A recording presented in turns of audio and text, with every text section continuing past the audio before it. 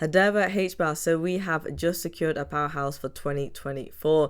It is another addition to our Global Governing Council member, and I definitely think that you're going to be excited for this one because I definitely didn't see it coming.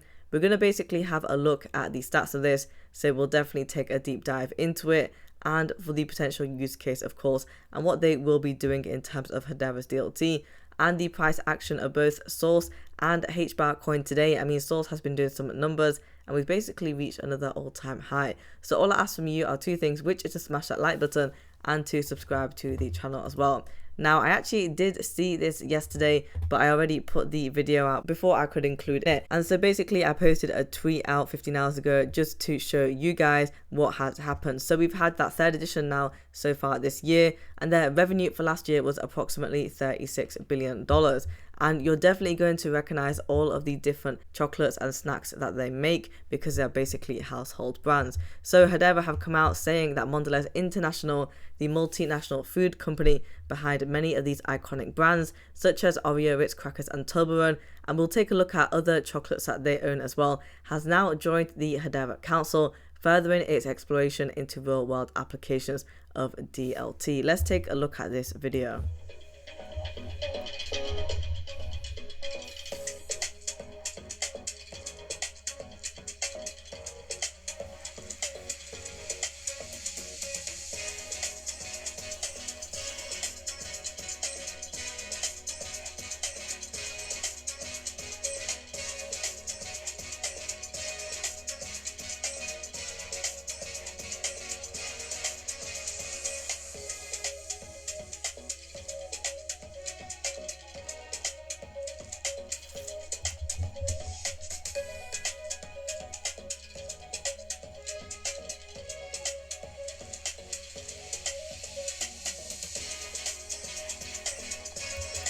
So I'm more than sure that you recognize quite a lot of these brands over here. But not only is it to do with their products, you'll see the reason as to why that they have partnered up with Hedera is because of digital transformation. Now they're going to be looking into these different ways that they can essentially track the supply chain and also with your digital payment solutions too. So very big stuff with that. And now that Mondelez International have joined the Hedera Council, I think that we have roughly 31 council members sitting on there, and I think anywhere from 7 to 9 seats left. So they're definitely filling up fast.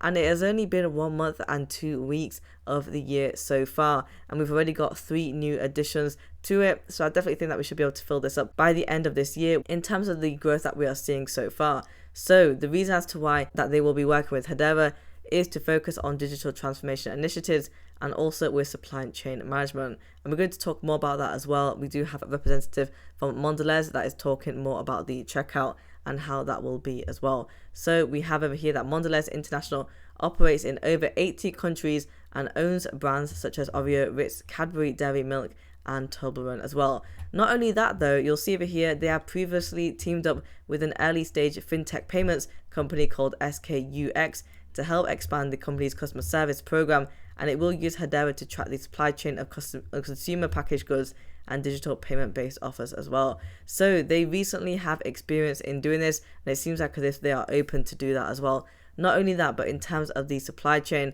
that can do with the verification of these goods as well, because we know that supply chain can be very long and complicated. And for the digital payment offers, well, instead of having these paper coupons, we can have them to be digital based as well. So that's definitely going to be changing. I mean, nowadays, I don't really use paper coupons. I used to before, but I find it so much easier to use the digital ones, and especially within the apps as well, to redeem those rewards. So how big is Mondelez International, and how many brands can you actually recognize from here? For example, Belvita, Ritz, Oreo, Sour Patch, Trident, Cadbury. We've also got Cream Egg and Milka and Philadelphia. So not only do we have chocolates, but we've also got biscuits, cheeses and chewing gum as well. So they've definitely got a large portfolio. And then let's take a look at these stats on Mondelez too. So we have over here, it has a $100 billion market cap and it accounts for 33% of the confectionery market alone, meaning that we are basically on a global scale with this, guys. And so if we have a look at the revenues and what has been their top performers, So it's basically divided into biscuits at 47%. That seems to be the highest in terms of the net revenues. Chocolate is actually at 32%. And then we have gum and candy at 10%, cheese and grocery at 7%, and beverages at 4%. So the majority of their revenue is coming from biscuits and chocolates. Again, these are the different brands that they've also included here. And the net revenues by region. So the highest that we have is Europe at 38.8%. Then coming in second place is North America at 28.9%. AMEA at 22.5%, that region, and Latin America at 9.8%. And all of their products are basically consumed in more than 150 countries, and 75% of those countries being non-US, and also 65% developed markets and 35% emerging markets too. So it definitely seems like as if they have a stronghold outside of the US, and they are covering many countries with that as well. So I'm really excited about the fact that they are now sitting on the governing council and that they will be looking at these digital solutions. And more than that, we're actually going to take a look at the recent Gossip About Gossip podcast that usually gets posted on Hedera's website. And this is an interview with a representative from Mondelez International. We're going to take a look at a few snippets here, and then we'll dive into the price action for Source and HBAR coin today. Delicious treats in our mouths every day, but I don't know if everybody realizes the scope of your company and your brands and all the things that you do. So can you share with our community a little bit about the company and some of your products? Yeah, thank you, Sylvia, for a quick introduction. So my name is Shang Shi, and I'm leading the global COE of technology, digital strategy, and blockchain. So Mondelez, as you just mentioned, is famous for treaties and chocolates and all those brands. We know it, Oreo is just one of them. But beyond those chocolates and treaties and snacks, we also have a digital strategy moving forward, as we knew it. So the world is changing, and a traditional large enterprise like Mondelez has a clear strategy going. Yeah, so you just touched upon one of the very important aspects of the direct engagement with consumers. As we know, right, if we go to the grocery shop and take Oreo from the aisle, it costs $55 and all the way to $15. It's just a really affordable product for everyone. So if we I mean, just before I actually continue playing the video, did I hear that by a pack of Oreos is $5 to $15? And let me know down in the comment section below, because I'm sure that in the UK, a pack of Oreos is about £1.20 or something like that when it's not on offer. So that would probably equate to maybe $3 or $3.50. $5 to $15 seems a bit steep. But yeah, let me know in the comments section down below how much Oreos actually cost in the US.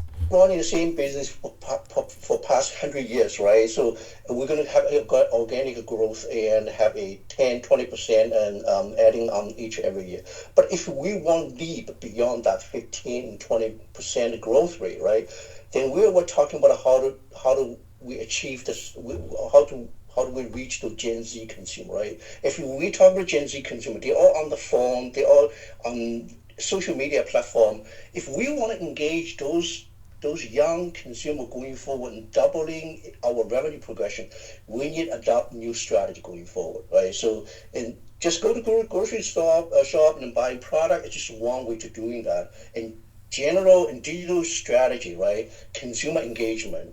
How do you using an NFT and a blockchain, those technology to engage consumer in digital world? It's one of the most important innovation idea we're exploring today, and that is one reason we want to work with Hedera DLTs and to explore potentials in that space, and that's really very important for us. It definitely looks like as if they're forward thinking, and they're also looking at the Gen Z market as well. And so of course they are going to be using digital payment methods. So in terms of the coupons, it's not going to be paper based, it will be digital. And in terms of the NFTs as well, we're going to be getting more into that. So if they can actually look at these different ways for the digital transformation strategy, it's going to be hitting the audience that they want within the markets. So good stuff coming from then.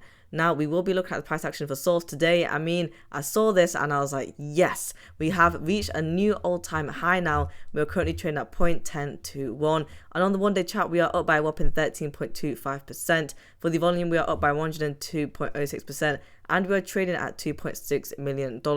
A lot of volume coming in, guys. Now, if you remember before in my previous video, I said that if Source even came back down from the mid-range of 8 cents to the 8 cent level, then I would still be pretty happy with that, because of the fact that Source was roughly around about 5 cents over a month ago now, and so it has been holding out for quite some time. But again, we've seen this all-time high. I'm just waiting for this data to load. And of course, I don't think that we will still be going on a rally for this. We could potentially be pulling back maybe to the 9 cents level and probably even below that as well. But it is showing some good performance. Now, whilst we wait for that, let's just take a look at the price action for Hbar to see where it currently is. So we are trading at 0.0837. We are up by 1.3% on the 1-day chart. For the 1 week, we are up by 8.1%. And this growth that we had over here from the 12th of February at 0.0765, then we went to 0.0818 the next day, and on the 14th of February at 0.0819. Now just a little bit higher today, so just making these little moves. On the 1 month chart, we are now up by 7.2%. I mean, before we were pretty low over here. We were at 0.0686